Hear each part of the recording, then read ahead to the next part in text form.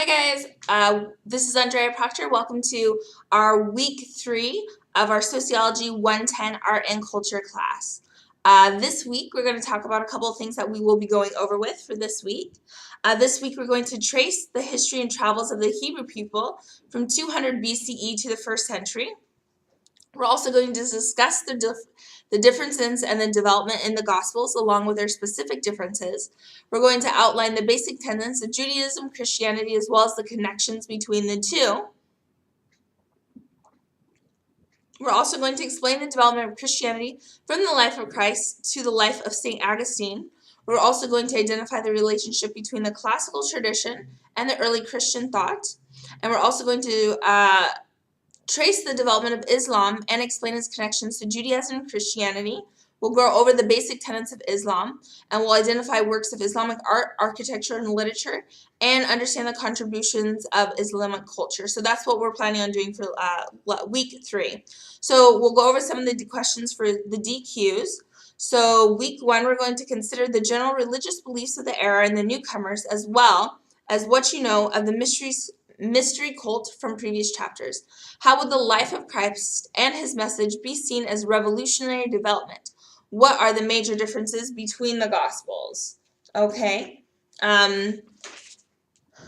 So we know that Christianity during that time brought new aspects, such as an originality to what they had been used to during the time period, compared to other religions. We understand that the figure of Jesus Christ, who is perceived to be the Messiah, was a historical and legendary person who conveyed a message. So that is why the Christians call him the Messiah, returning to the message of the Savior proper to the Jewish religion. We also know that in ancient Egypt, as well as the Roman Empire, was very different from what it is now after Jesus Christ with Christianity. Okay, so there's going to be several differences between the gospel. One thing about all the different gospels is that they're very ambiguous and broad, and that Jesus Christ was considered to believed to be the Messiah.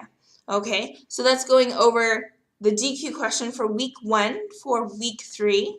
The DQ question for week 3, number 2. What were some of the deeply rooted differences between the Christian Church of the West and the East? What was the role of symbolism in early Christian works? So we know that some of the differences between the West and the East, the Western Romans that survived until the Roman Pope was replaced by Francis. So we know that Christianity is a monotheistic religion based on the lives and teachings attributed to Jesus Christ.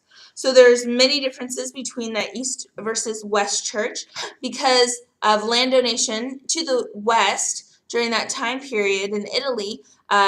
West became the center of the church essentially. We also know that there's different meanings about the world of the westernized world. We see that the West is very much conceptualized because we like structure compared to the East that's more experimental. Okay, so that's just a brief summary of the DQ for week 3. For DQ number 3, trace the life of Muhammad. How does this experience make him who he was? How are the teachings of Islam similar to those of Judaism and Christianity?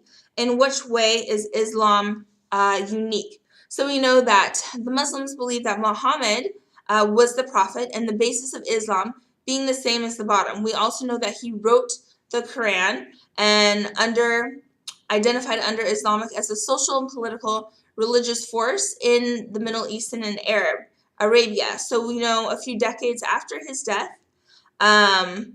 his successors conquered Persia, Egypt, Palestine, Syria, Armenia, and much of North Africa. So we know that as a teenager, he accompanied his uncle on his travels to Syria and other places. And the biggest similarities between the three religions of Islam, Judaism, and Christianity is the belief and the ideology that through prayer and power, you want to establish a relationship with God. One can attain goodness in this life and be in a constant state of peace and tranquility. And we also know that all these three religions are monotheistic, and they believe that the Creator is seen to be actively concerned by their actions. Okay, now moving on to the last question for week 3. Make a list of some cultural contributions that came from Islamic culture. Explain how the world would be different if one of them had not been shared. So we know that the Islamic culture contributes to several different things. We know that they contribute significantly to arithmetic, to algebra, and we know that the invention of algebra is contributed to the Arabs. Without these great discoveries, much of the world's technology wouldn't be where it is today without these contributions. So there you go, there you have it. That's just a quick summary of what we'll be talking about for week 3. If you have any questions, please feel free to email me. Have a great week. Bye.